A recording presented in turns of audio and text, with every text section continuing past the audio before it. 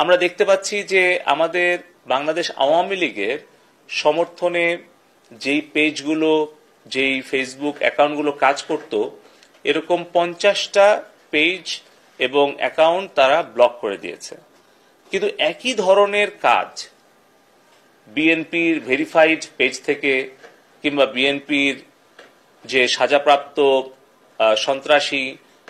তারেক জিয়া বিদেশ থেকে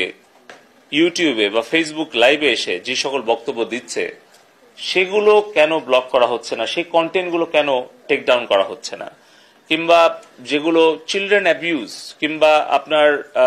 আপনার আমাদের নারীদের প্রতি যে আক্রমণ অথবা